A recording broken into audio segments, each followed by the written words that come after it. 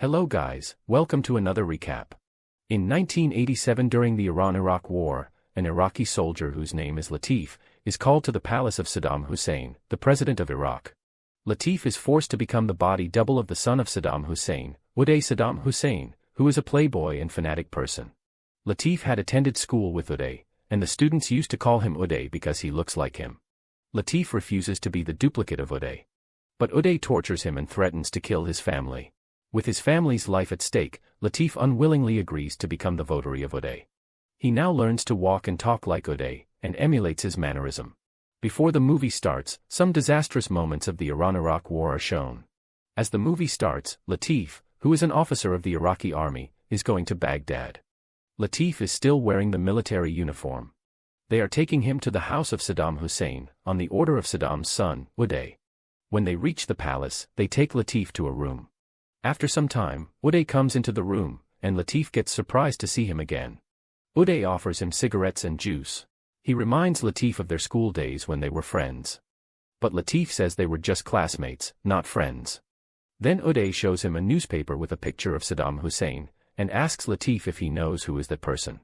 Latif says he knows him, but Uday says that man is not Saddam Hussein. He is the double of Saddam, and his name is Fawaz Ali Mary. He asks Latif to look at himself and look at Uday. He says to Latif that they can also become twins. Uday asks Latif to think about it for a day, and then make his decision. But Latif refuses, saying that he cannot extinguish his own identity. Uday gets angry and goes out of the room, and Uday's guards come into the room.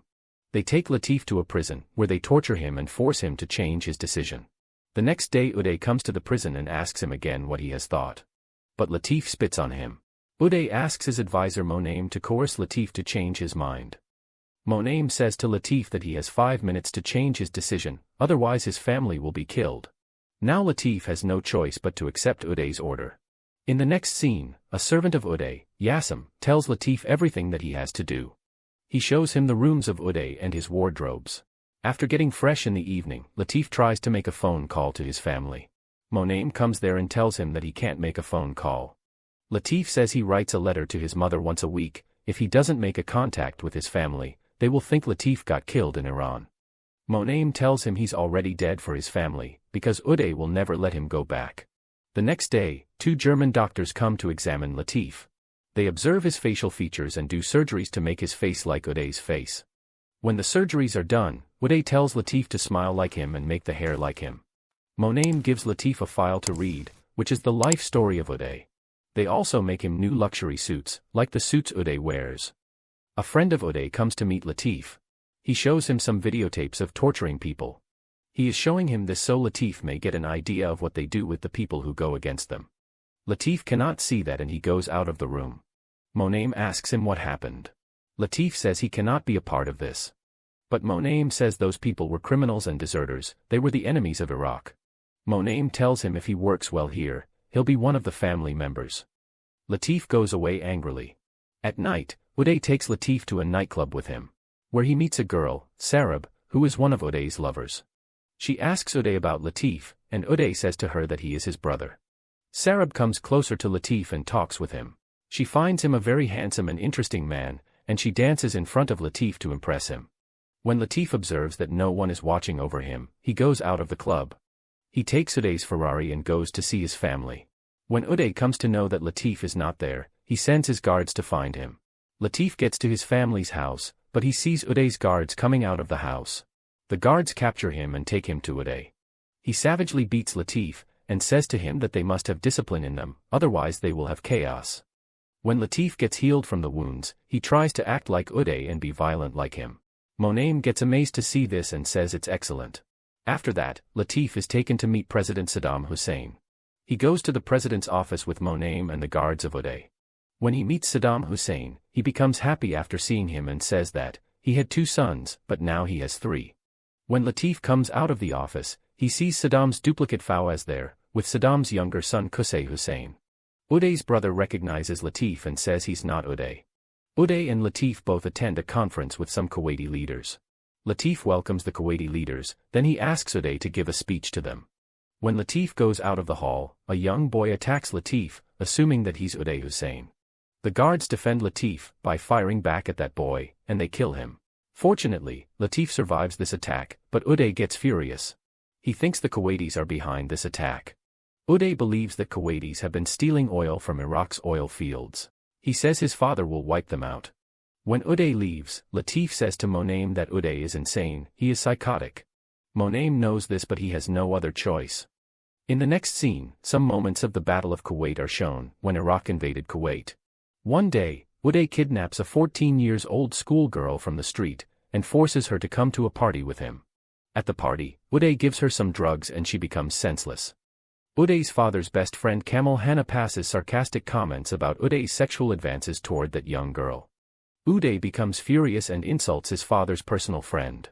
Kamal feels humiliated and he drunkenly fires an AK-47 in the air. Uday, who is with that young girl in his room, comes out and orders him to stop doing that. Kamal says he only takes orders from Saddam Hussein. Uday gets enraged and stabs him with a knife. Then he shoots him in front of all the guests. The next morning, Uday's guard throw away the dead body of that schoolgirl. Saddam Hussein gets angered by what his son has done. He comes to the hospital where Uday is being treated by the doctors because he has overdosed the sleeping pills. Saddam beats him and tries to castrate him, but the doctor intervenes and saves Uday's life. The following scene in the movie highlights the military operation by the United States Army against Iraq to force Saddam Hussein to withdraw his troops from Kuwait.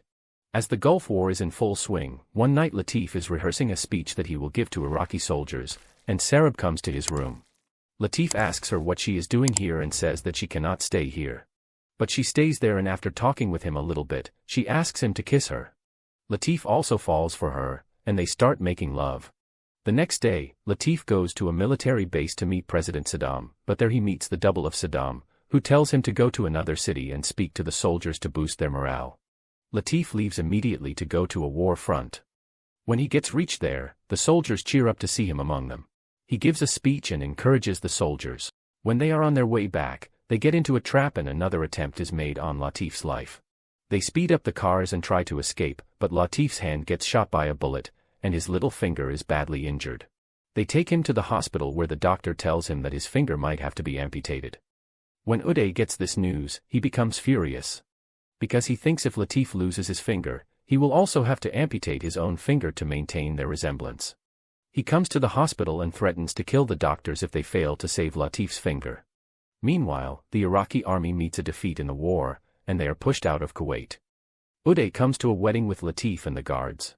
When Uday sees the bride over there, he asks his servant to bring her to him.